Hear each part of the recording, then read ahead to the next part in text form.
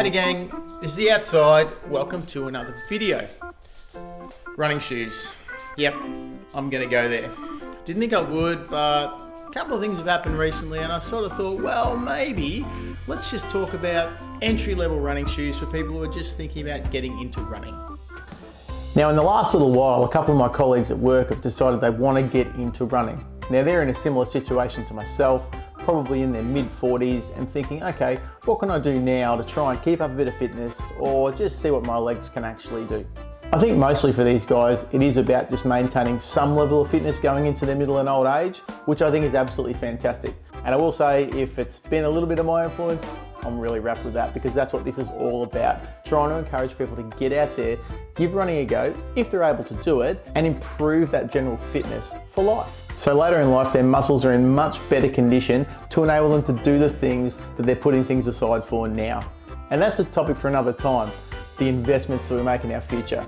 I'll get back to that one. So the inevitable questions come. Hey, what shoes do I buy? What am I supposed to wear to go running?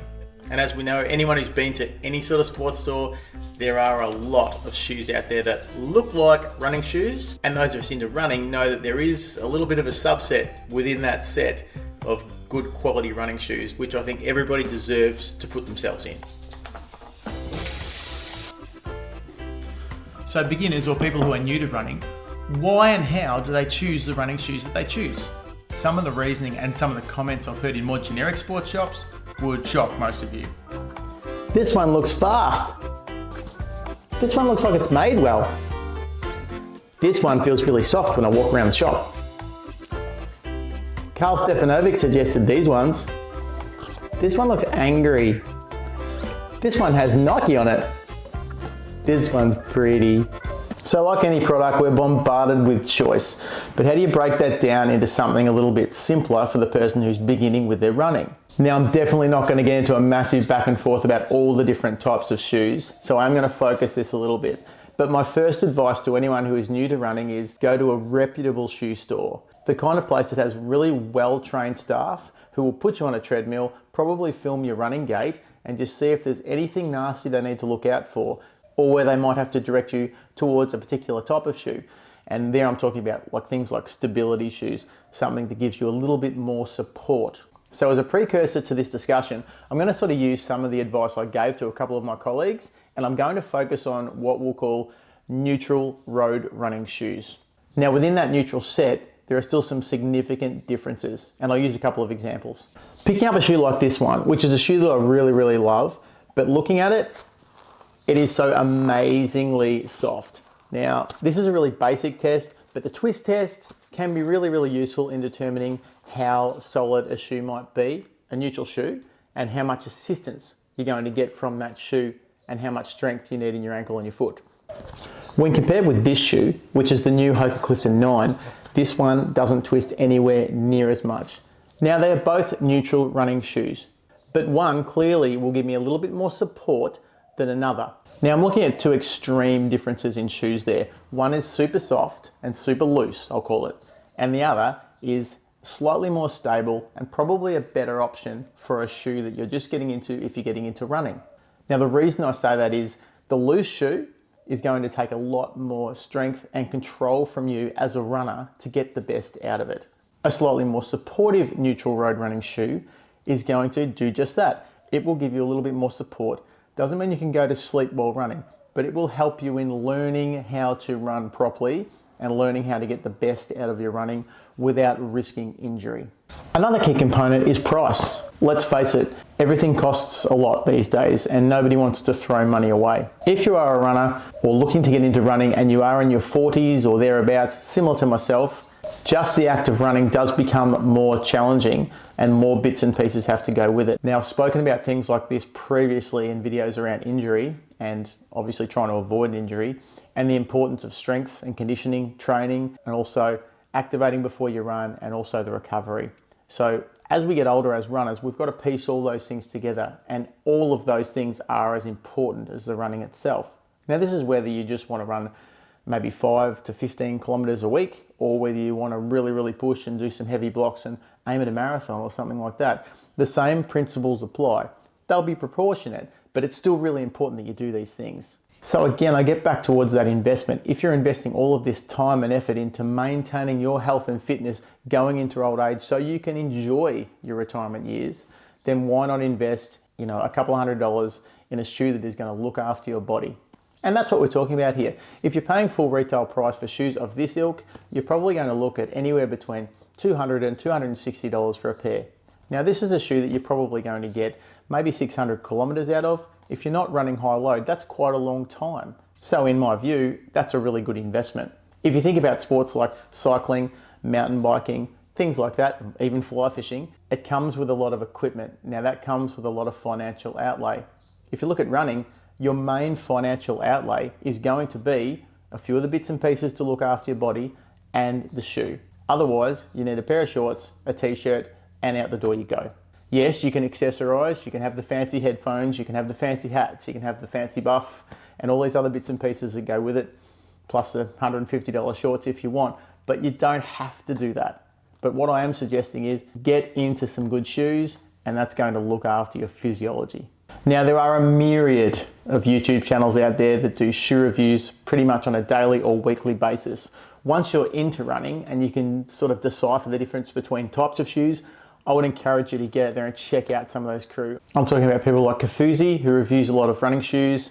He does a really great job of it. I really enjoy watching his content, so I'll try and link that here somewhere below. Seth D'Amore, I've watched his channel pretty much since he started, and he has moved away from it a little bit now, but still you'll see all of these shoe reviews, and the way he goes about it is really, really cool. Run Like Hella is another one. She does a fantastic job, and I really enjoy watching the shoes she reviews. And they've all got different opinions, and they've all got different running styles. So once you get the knack of what a shoe does, you can start to, I guess, interpret these different reviewers' opinions and views on certain shoes. But we're not at that stage yet. We're at the beginner stage. So what we need to do is determine what shoes am I going to get into as a beginner. So talking briefly about some of the shoe componentry, the sole of the shoe is always going to be a consideration depending on where you want to go and where you're likely to run.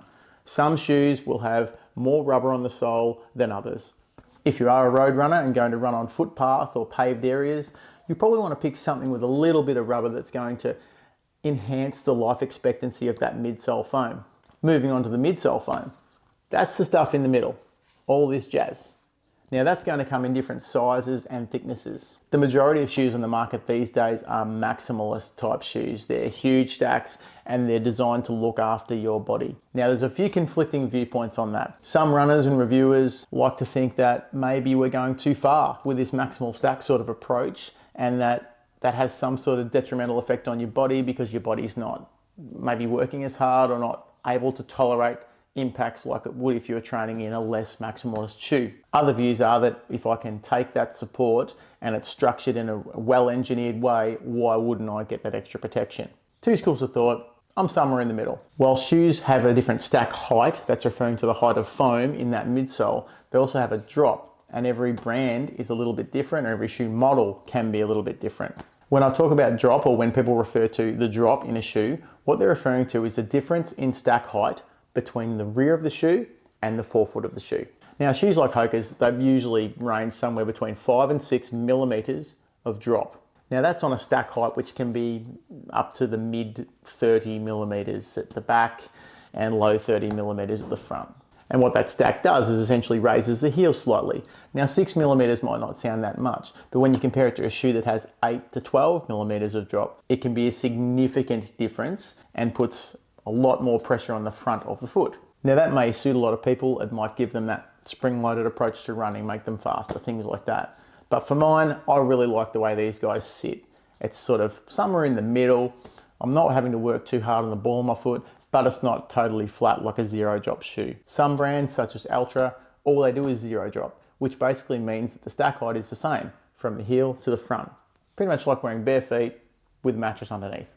Some shoes like this guy are about an 8 millimeter drop, and you can see a massive cushion of maximalist foam as well. So whilst that might look really cool and you might think you get a lot of protection out of that, sometimes shoes can just be too soft. So it's not just about the height, it's also about the makeup of them. As you can see, this guy twists and turns quite a lot too. So it's a bit like that first shoe I showed, not going to give you a stack of support. And in some areas, this one is actually described as a stability shoe. Go figure. If you do decide that trail running might be for you and you want to get off on the gravel, which I will say is much better for your legs, it works a wider variety of muscles and reduces that repetitive jarring on certain parts of your body, you might be looking at a trail running shoe. Now these come in different varieties. They come in really aggressive things like this with really gnarly teeth on the bottom that are designed to really grip well. Some are slightly more subtle and we'd call those commuter shoes, so you can use them maybe a little bit on the path and a little bit on the concrete, and others are somewhere in the middle. In my local environment, where we live in southern Victoria in Australia, you essentially don't really need any gnarly training trail shoes if you're just getting into trail running. You can generally do pretty much any of the trails that are fairly local and fairly entry level with a road running shoe with a reasonable amount of rubber on the bottom.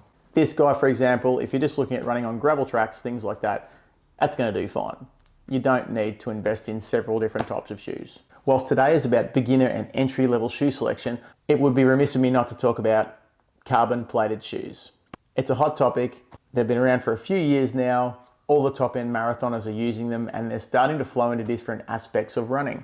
We're now seeing trail running shoes with carbon plates in them. We're seeing training shoes with carbon plates in them. Now, what does a carbon plate actually do in the shoe? Now, I'm no scientist in this field. However, a firm plate in the shoe is probably designed to give some kind of rebound on each step. Now, they come in different shapes and forms. Some brands are using sort of a fingered approach that follow their toes. Some have rods, some just have big plates, some have 2 plates. They're still trying to figure out exactly where they sit with this. Do they make a difference? I'd say 100%. And whilst the research is still coming in on these things, you could argue that the benefit is proportionate to the nature of the runner. For example, Eliud Kipchoge, probably the greatest marathon runner of all time, arguable. Is he running significantly faster in the Nike Alpha Fly than he would in any other shoe? You would have to say yes, it's improving his performance. Every top-end elite marathon runner is using carbon plated shoes. Most high-end amateur runners are using carbon plated shoes for their racing. I got a pair half price that are an older model, and I find that yes, I definitely go a little bit quicker than I would in other shoes. Is that all in my head? I don't know. I think maybe there's a little bit to it, but I don't think there'd be a running coach or a physiotherapist who would suggest that people who are brand new to running or beginning their running need or would benefit at all from a carbon plated shoe. Additionally, if people just want to run as a participation type sport, into fun runs, into half marathons, things like that, and not really worry too much about their time, are they going to benefit from a carbon plated shoe? It could be argued not really very much. There's also some research in the wings and just coming out around potentially the changing of gait that occurs with carbon plated shoes. Now the jury is well and truly still out as to whether that's a positive or negative thing, but it will be really interesting to watch this stuff come out. So my opinion, for what it's worth, if you just want to participate, want to do some running, do you need carbon plated shoes? No, you don't.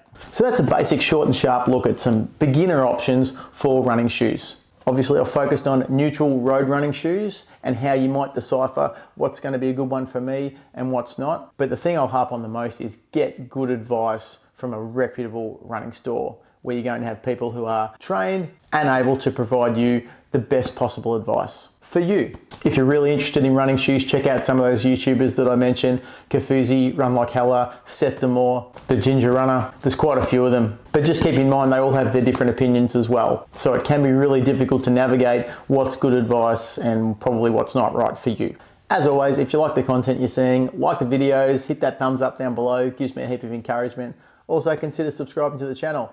Changes up all the time, from running in Europe to running locally to a few shoe reviews, a little bit of fly fishing and some hiking. There's plenty of outside activity there for everybody, and a bit of positive feedback for me helps me keep making stuff. I hope your training week is going great if you are a runner, and if you're new to it, why not give it a go? Slow and steady wins a race, and get yourself in some really nice shoes. But remember, always try them on first.